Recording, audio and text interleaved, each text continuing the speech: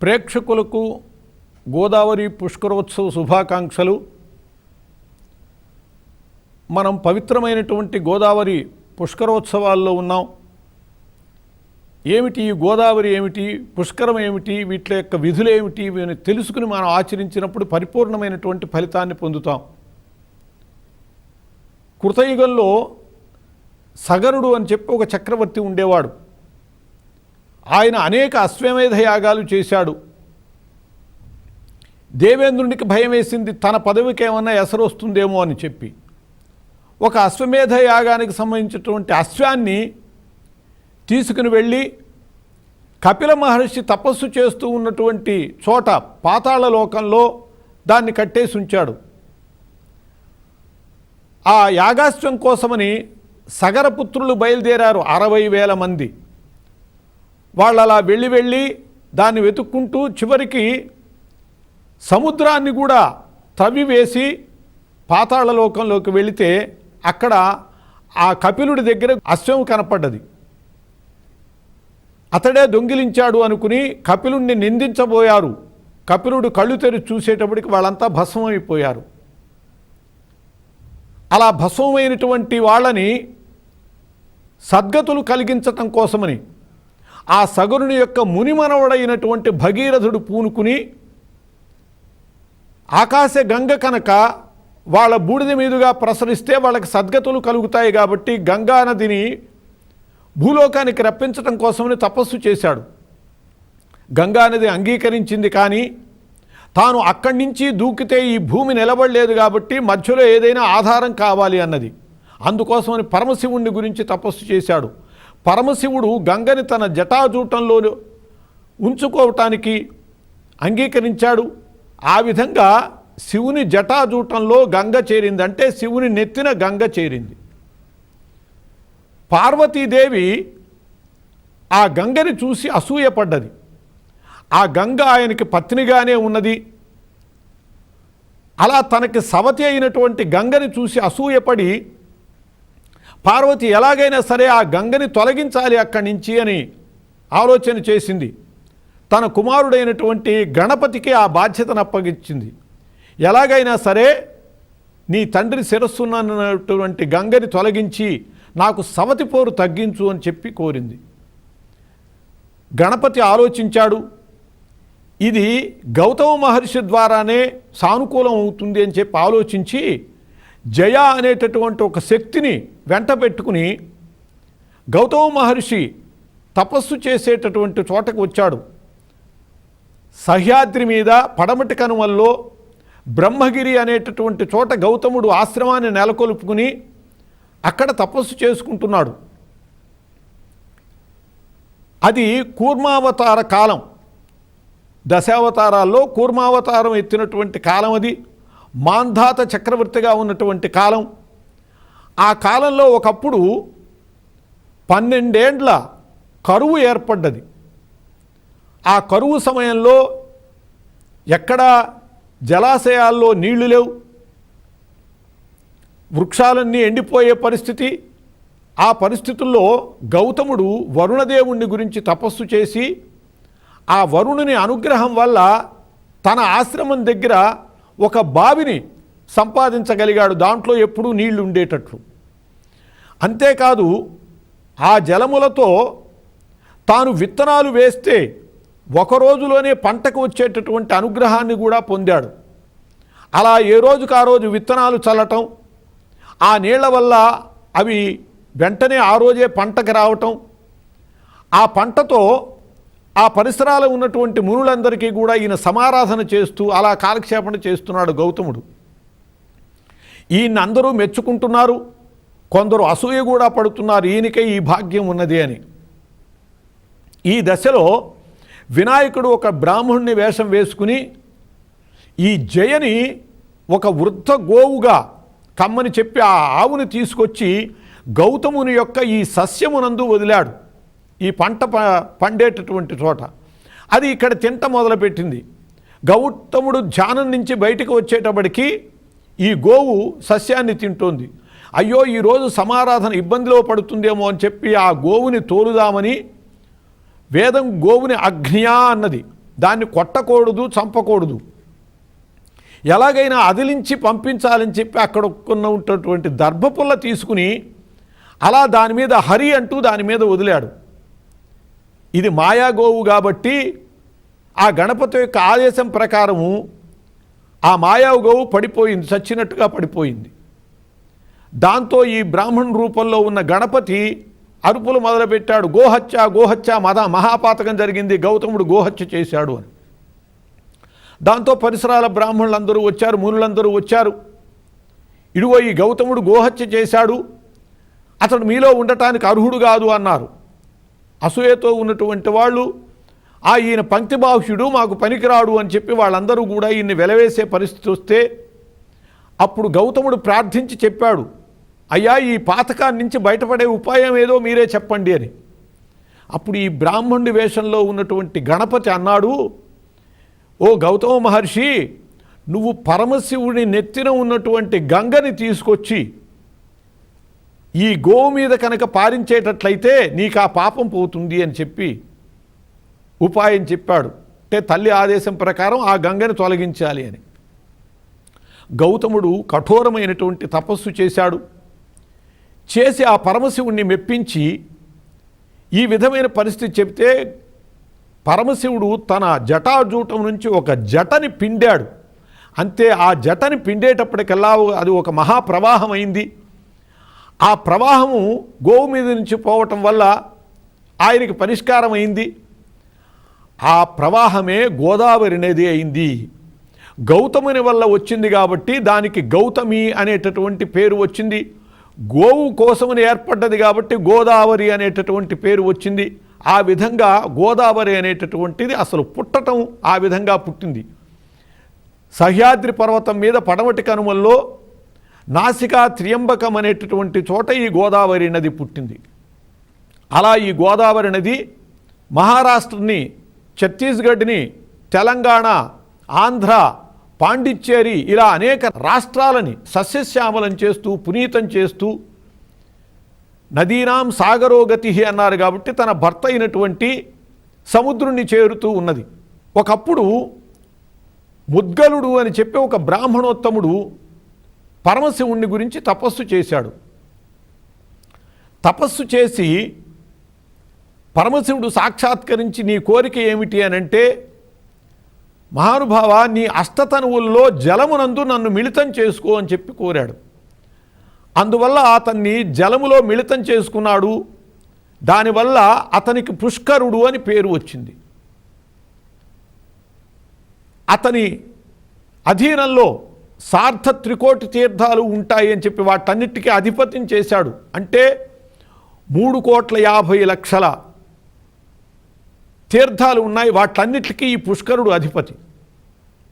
అటువంటి పుష్కరుణ్ణి, పరమ పవిత్రుణ్ణి సృష్టి కార్యం కోసమని బ్రహ్మదేవుడు తన కమండలంలో తీసుకుని వెళ్ళాడు. తరువాత ఇంద్రుడు శాపం పొంది గౌతముని వల్ల వృత్రాసురుణ్ణి సంహరించటం వల్ల బ్రహ్మహత్యా పాతకాన్ని చుట్టుకుని ఈ పాతకం వల్ల బాధపడుతూ ఉంటే, బ్రహ్మహత్యా పాతకం వల్ల బ్రహ్మదేవుడు చెప్పాడు, నువ్వు ఈ పుష్కర తీర్థంలో స్నానం చెయ్యి అని చెప్పి ఆ పుష్కర తీర్థాన్ని వదిలితే దేవేంద్రుడు ఆ పుష్కర తీర్థంలో స్నానం చేస్తే ఆయన బ్రహ్మహత్యా పాతకం పోయింది. దీన్ని గమనించాడు బృహస్పతి. అబ్బో, ఈ పుష్కరానికి ఇంత శక్తి ఉన్నదా అని చెప్పి అనుకుని బ్రహ్మదేవుణ్ణి కోరాడు, అయ్యా ఈ పుష్కర జలాన్ని అన్ని నదులందు సంక్రమింపచేస్తే అందరి పాపాలు పోతాయి కదా, కాబట్టి దానికి నాకు అనుమతి ఇవ్వవలసింది అని కోరాడు బృహస్పతి. కోరితే బ్రహ్మదేవుడు అన్నాడు, ఓ బృహస్పతి, ఈ పుష్కరుణ్ణి ఒక విధంగా అనుమతిస్తున్నాను. ఏమిటి అంటే, నువ్వు ఒక్కొక్క రాశిలో ప్రవేశించినప్పుడు ఒక్కొక్క నది యందు ఈ పుష్కరుడు ఉంటాడు. బృహస్పతి అంటే గురుగ్రహము ఒక్కొక్క రాశిని దాటటానికి 1 సంవత్సరం పడుతుంది. కాబట్టి ప్రతి సంవత్సరము ఇంకో రాశిలోకి వెళ్ళినప్పుడు ఒక్కొక్క నదికి పుష్కరం వస్తూ ఉంటుంది. అంటే పుష్కరుడు ఆ నదిలో ఉంటాడు. ఆ విధంగా ఏర్పాటు చేసి బృహస్పతి మేషరాశిలో ప్రవేశించినప్పుడు గంగా నదికి పుష్కరాలు వస్తాయి. పుష్కరము అంటే 12. ఆ నదిలో 12 రోజులు పుష్కరుడు ఉంటాడు. పుష్కరుడితో పాటు సార్ధ త్రికోటి తీర్థాలు ఉంటాయి. అంతేకాదు సమస్త దేవతలు అక్కడ సన్నిహితులై ఉంటారు. అలా పుష్కరాలు యావత్ సమాజాన్ని పాప పంకెలము నుంచి బయటపడేసేవిగా పవిత్రమైనటువంటి దినాలుగా ఏర్పడ్డాయి పుష్కరాలు. ఆ క్రమంలో మేషంలో ఉన్నప్పుడు గంగానదికి, వృషభంలో ఉన్నప్పుడు నర్మదా నదికి, మిథునంలో ఉన్నప్పుడు సరస్వతీ నదికి, కర్కాటకంలో ఉన్నప్పుడు యమునా నదికి, సింహంలోకి బృహస్పతి ప్రవేశించినప్పుడు గోదావరి నదికి పుష్కరాలు వస్తాయి. ఈ గోదావరి నది పుష్కరాలు బృహస్పతి జూలై 14వ తేదీ సింహరాశిలోకి ప్రవేశిస్తూ ఉండటం వల్ల ఆ రోజు నుంచి పుష్కరాలు ఏర్పడతాయి. పుష్కరం అంటే 12 కాబట్టి 12 రోజుల పాటు ఈ గోదావరి పుష్కరాలు ఉంటాయి. మిగతా నదుల కంటే గోదావరికి ఒక విశిష్టత ఉన్నది. ఏమిటంటే మిగతా నదులకి ఆది పుష్కరాలు మాత్రమే ఉంటాయి. సంవత్సరం మొదట్లో 12 రోజులు పుష్కరాలు ఉంటాయి. కానీ గోదావరి నదికి అంత్య పుష్కరాలు కూడా ఉంటాయి.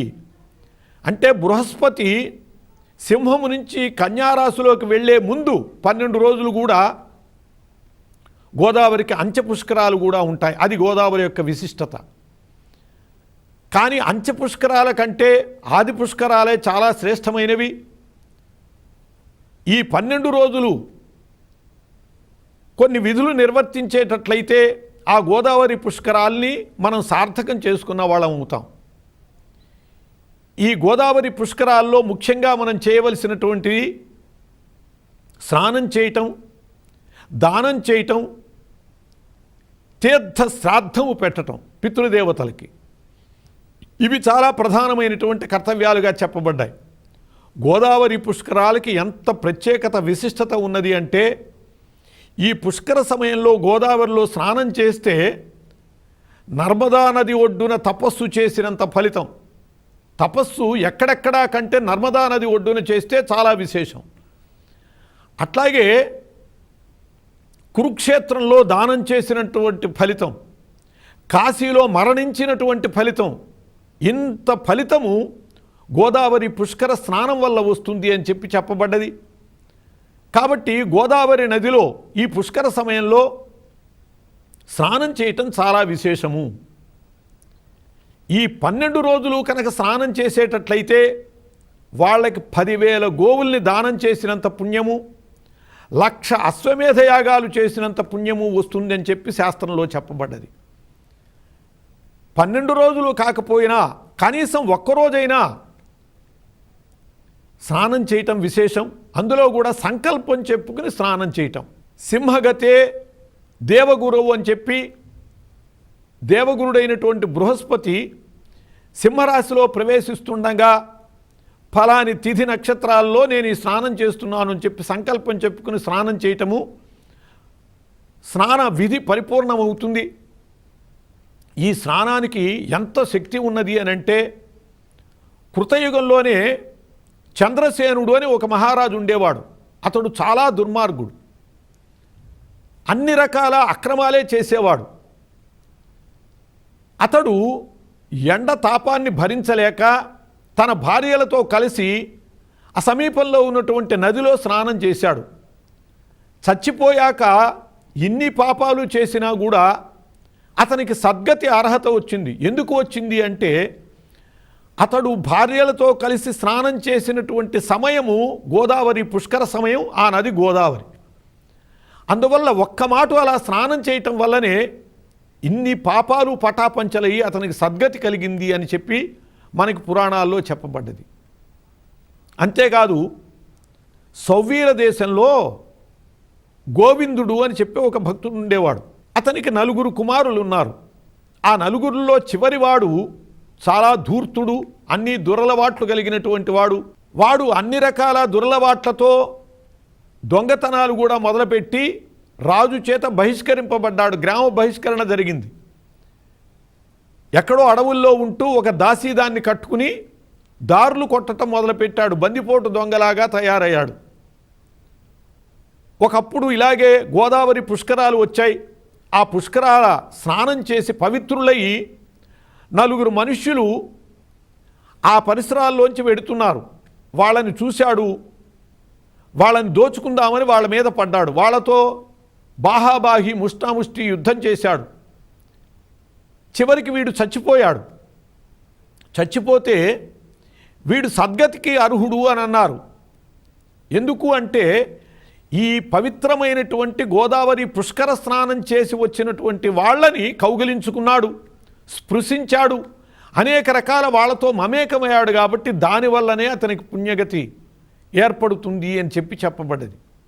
అంటే గోదావరి స్నానం చేసినటువంటి వాళ్ళని తాకితేనే పుణ్యం వస్తుంది అంటే ఇక ఈ పుష్కర సమయంలో గోదావరి నది స్నానం చేస్తే ఎంత పుణ్యం వస్తుందో చెప్పనలవి కాదు.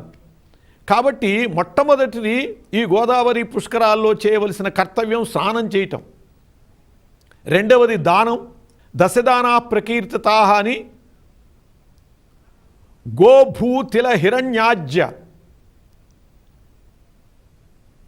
వాసోధాన్య గుడానిచ రౌప్యం లవణమిచ్చాహు దశదానా ప్రకీర్తితాః అని చెప్పి గోదానము, భూదానము, హిరణ్యదానము ఇవన్నీ కూడా 10 రకాల దానాలు చెప్పబడ్డాయి.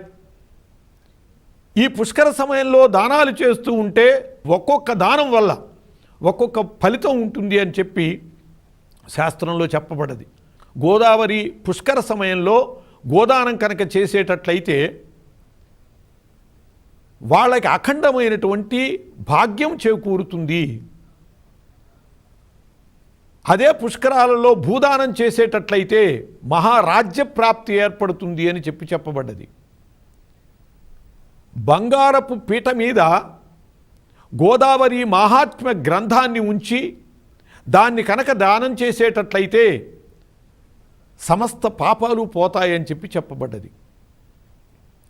అలాగే లవణ దానం చేస్తే తేజస్సు ఏర్పడుతుందని, తేనె దానం చేస్తే వైకుంఠ ప్రాప్తి కలుగుతుందని, పుష్పదానం చేస్తే ఇంద్ర మైత్రి కలుగుతుందని, పీటని దానం చేస్తే సింహాసనం సంప్రాప్తిస్తుందని, ఇలా ఆయా దానాల వల్ల ఆయా ఫలితాలు శాస్త్రంలో చెప్పబడ్డాయి. షోడశ దానాలు ఉన్నాయి. అవి చేసినా కూడా చాలా విశేషమైనటువంటి ఫలితం వస్తుంది. అందులో మరీ విశేషము ఘృతకుంభదానం. ఘృతకుంభదానము అంటే నేతితో కూడినటువంటి కుండని, పిడతని దానం చేయటం. అది దానం చేస్తే సమస్త పాపాలు పోయి సర్వశుభాలు చేకూరుతాయి అని చెప్పబడ్డది. గోదావరి పుష్కర సమయంలో ఆ ఘృతకుంభ దానం చేస్తే దానితో మిగతా దానాలన్నీ కూడా సమానం కావు కదా, 16వ వంతే అంటే అణా శక్తే మిగతా దానాలన్నీ కలిసి వాటికి 16 రెట్ల శక్తి ఈ ఘృతకుంభదానానికి ఉన్నది అని చెప్పి శాస్త్రంలో చెప్పబడ్డది. కాబట్టి ఇలా అనేక దానాలతో పాటు ఘృతకుంభదానం చేసేటట్లయితే విశిష్టమైనటువంటి ఫలితము, సమస్త పాపాలు పోయి సుకృతులు చేకూరుతాయి అని చెప్పి శాస్త్రం. దీనికి ఒక ఉదాహరణ కూడా కనపడుతుంది మనకి పురాణాల్లో. శోభనుడు అని చెప్పి ఒక బ్రాహ్మణ కుమారుడు ఉండేవాడు. అతడికి వివాహమైంది, కానీ దుర్వ్యసనాలకు లోనయ్యాడు. ఒక దాసి దానితో జీవితాన్ని గడపటం మొదలుపెట్టాడు. దానికి తృప్తి కలిగించటం కోసమని అనేక రకాల దానాలు, అడ్డమైన దానాలు, అశ్వదానము, గార్ధపదానము, దున్నపోతుల దానము, తిలదానము, ఇన్ని రకాల దానాలు చేస్తూ ఉన్నటువంటి సందర్భంలో ఒక మాట గోదావరి పుష్కరాలు వచ్చాయి. ఘృతకుంభదానం తీసుకుని దాన్ని పొరపాటున ఒక బ్రాహ్మణుడి వైపు నెట్టాడు. అది ఆ బ్రాహ్మణుడికి వెళ్ళటం వల్ల వీడికి ఘృతకుంభదాన ఫలితం వచ్చి ఈ శోభనుడు సద్గతికి చేరాడు. అలా దాన మహిమ ఈ పుష్కర సమయంలో విశేషంగా చెప్పబడ్డది. అట్లాగే తీర్థ శ్రాద్ధం ఈ పుణ్య సమయంలో, గోదావరి పుష్కర సమయంలో పితృదేవతల కోసమని శ్రాద్ధం నిర్వహించేటట్లయితే అది పితృదేవతలకి అక్షయమైనటువంటి ఫలితాన్ని, సద్గతులని ఇస్తుంది అని చెప్పి శాస్త్రం చెబుతోంది. ఈ శ్రాద్ధ విధానాలు కూడా పరిపూర్ణంగా తద్దినంలాగా కాకుండా 6గురిని పెట్టేటటువంటి విధానం ఉన్నది. 6గురు భోక్తలని విశ్వేదేవస్థానము, పితృస్థానము, మాతృస్థానము, మాతామహస్థానము, పితామహస్థానము, కారుణ్యస్థానము అని. ఇవి చేయలేకపోతే హిరణ్య శ్రాద్ధం పెట్టమన్నారు. అది కూడా చేతకాకపోతే ఆమశ్రాద్ధం పెట్టమన్నారు. ఇలా అనేక రకాల శ్రాద్ధ విధులు, తిలతర్పణలు, జలతర్పణలు ఇవ్వటం ద్వారా పితృదేవతల్ని సంతృప్తిపరిచేటటువంటి విధానము కూడా ఈ గోదావరి పుష్కరాలలో విశేషంగా చెప్పబడ్డది. కాబట్టి గోదావరి పుష్కరాలను సద్వినియోగం చేసుకుని 9వ రోజు పితృకార్యం చేస్తే విశేషంగా కూడా చెప్పారు. కాబట్టి స్నానాలు చేయటం, దానాలు చేయటం, పితృకార్యాలు చేయటం ద్వారా తాము ధన్యులము అవుతూ పితృదేవతల్ని కూడా ధన్యుల్ని చేసి ఇహపర సాధకమైనటువంటి చరితార్థతని పొందాలి అని చెప్పి పెద్దల యొక్క ఆశయం. స్వస్తి.